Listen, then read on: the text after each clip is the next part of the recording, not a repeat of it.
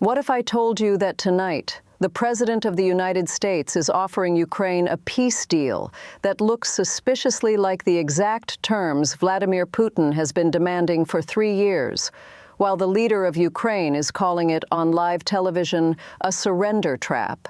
And he just said it straight to the American people.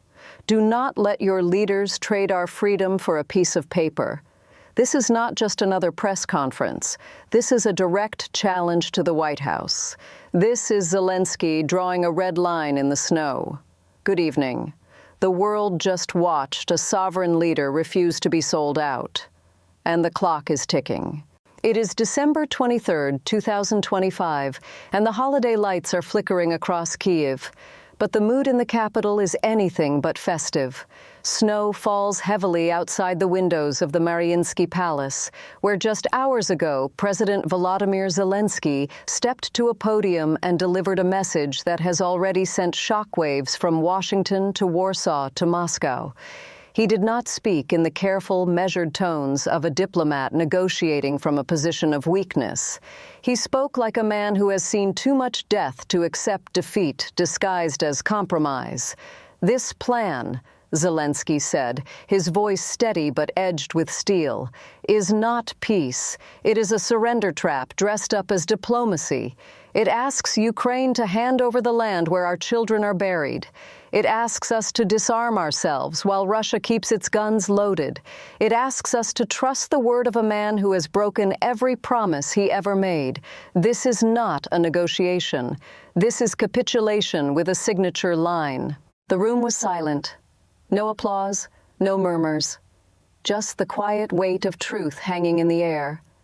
Why now? Why this moment, on the eve of Christmas, when most of the world is turning toward family and hope? Because the so-called 20-point peace plan is no longer a shadowy rumor whispered in back rooms. It has been leaked in full, dissected by every major outlet, and openly promoted by the Trump administration as the final offer to end the war. And the details are as stark as they are brutal. Point 1. Ukraine must formally recognize Crimea and the occupied territories of Donetsk and Luhansk as Russian sovereign land, forever. Point 7. A permanent amendment to the Ukrainian constitution banning any future pursuit of NATO membership. Point 12. A strict cap on the size of Ukraine's armed forces, set at levels Russia considers non-threatening, a number so low it would leave the country defenseless. Point 18. The immediate unfreezing of hundreds of billions in Russian assets seized by the West, with no requirement for reparations to Ukraine. And the final, most insidious point, point 20, a 90-day ceasefire window during which Ukraine must demobilize frontline troops and pull back heavy weapons, while Russia retains every inch of ground it currently holds. In return, Russia promises to stop bombing civilian infrastructure. No war crimes tribunal, no accountability, no binding security guarantees beyond vague international monitoring. Zelenskyy called it exactly what it is, a surrender trap. And tonight, he is not the only one saying it. Across Europe, governments are reeling. In Warsaw, the Polish foreign minister described the proposal as the most dangerous diplomatic capitulation since Munich 1938. In Berlin, Chancellor Scholz reportedly told aides this morning that if Washington walks away now, Europe will have no choice but to defend itself alone. Even in London, where understatement is an art form, the Prime Minister's office released a rare public statement. Any peace must be just, not merely expedient. But the real earthquake is happening inside Ukraine.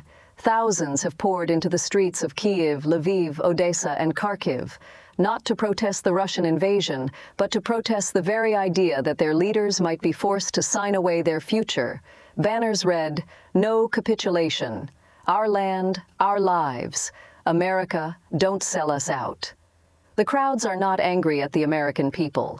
They are angry at the notion that their blood and sacrifice could be traded for minerals, pipelines, or geopolitical convenience. And Zelenskyy is channeling that anger into action. He has already instructed his negotiators to walk away from the next round of talks in Geneva unless the plan is scrapped entirely.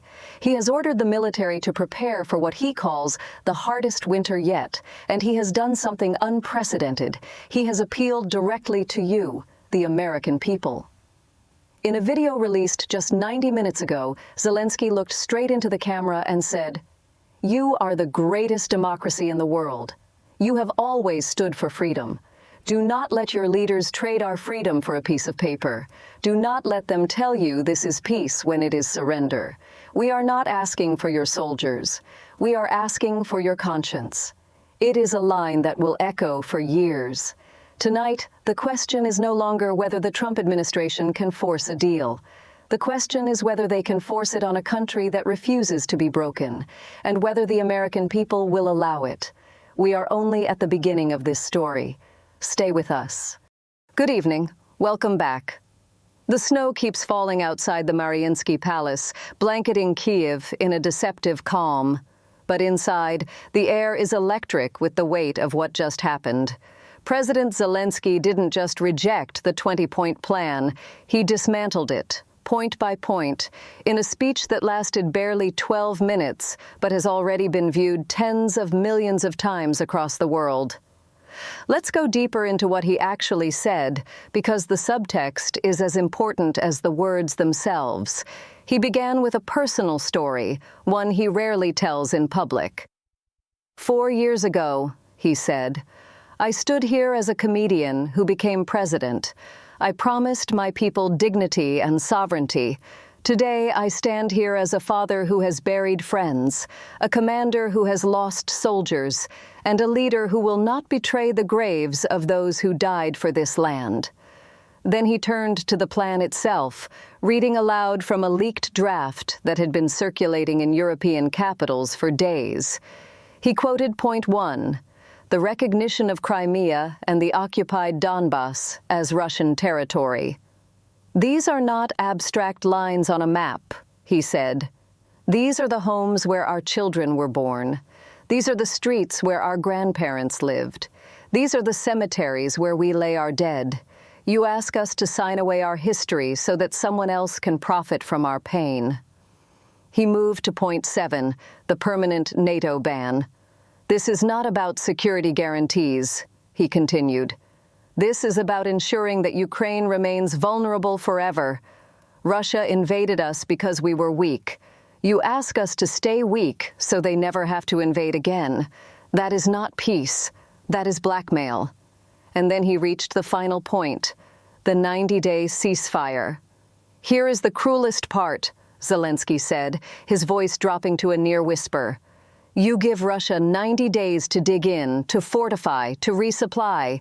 You give us 90 days to demobilize, to send our best fighters home, to leave the front lines exposed. And after 90 days, if Russia breaks the ceasefire, as they have broken every agreement since 2014, you tell us to go back to war, but with a smaller army and no new weapons. He paused, looked directly into the camera and added, that is not a ceasefire. That is a pause button for Russia to reload. The room erupted, not in cheers, but in a kind of stunned silence that carried more weight than any applause. But Zelenskyy wasn't done. He turned his attention to the broader context, the one that has European leaders quietly panicking. If this plan passes, he said, it will not end the war. It will freeze it. Russia will keep what it stole. The world will pretend the problem is solved. And in 5 years, when Russia rebuilds and attacks again, because it always does, the West will say, we tried peace. No, you tried convenience. He then made a direct appeal to the American people, something Ukrainian leaders have rarely done so bluntly. You fought for your freedom, he said. You paid the price in blood at Gettysburg, in Normandy, in Iraq and Afghanistan. You know what it means to defend democracy.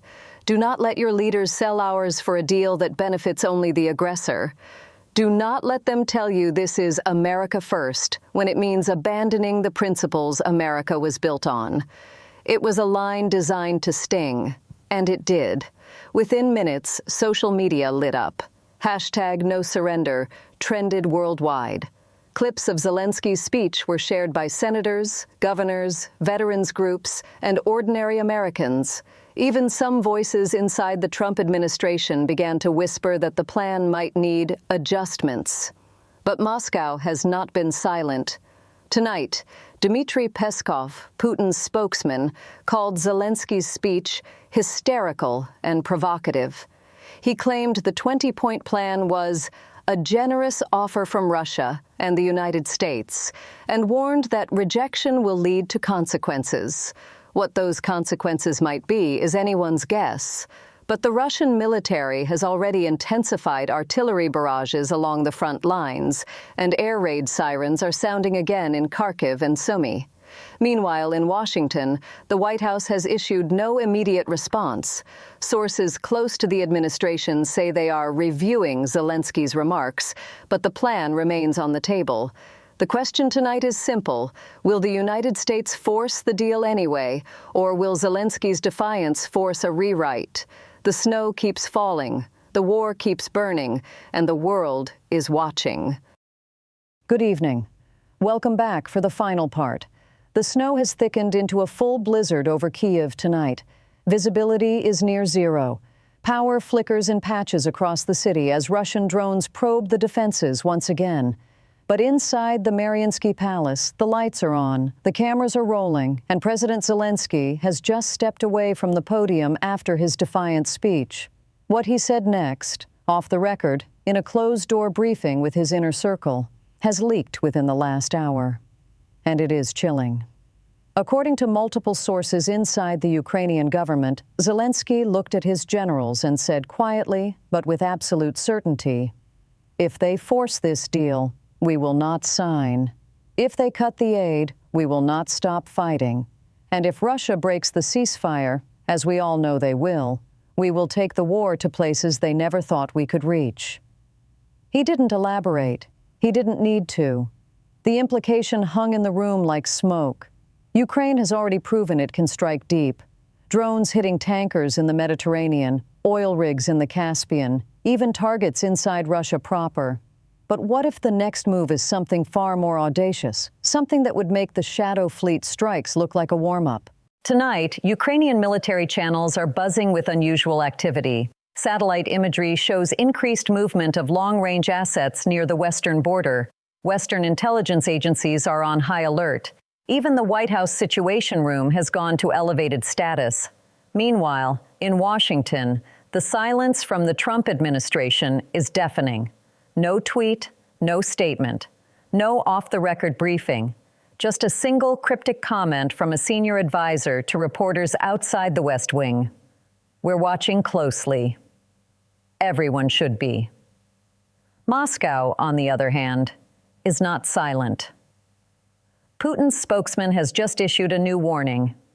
Any further Ukrainian adventurism will be met with consequences that will be felt far beyond the borders of Ukraine. The word adventurism is telling. It's the same language the Kremlin used before the full-scale invasion in 2022. And now, the final twist, the one that keeps everyone awake tonight. A source very close to the Ukrainian leadership has confirmed to us, on deep background, that Zelensky has authorized what they are calling Contingency Option Zero. What is Option Zero? We don't know the details. No one outside a handful of people in Kyiv does. But the name alone is enough to send a shiver through every diplomat from Brussels to Beijing. Is it a new weapon? A cyber operation? A strike on a target so sensitive that even mentioning it risks escalation to the nuclear threshold? We may find out sooner than anyone wants. The blizzard rages on. The front lines are quiet, for now, but the air feels charged, like the moment before lightning. One way or another, the next few days will decide whether this war ends in a forced handshake or explodes into something no one can control. The question tonight isn't just whether Zelensky will defy the White House. It's what he's prepared to do if they try to make him, and what happens when he does. We'll bring you the next development the moment it breaks. Until then, stay safe, stay awake. Good night.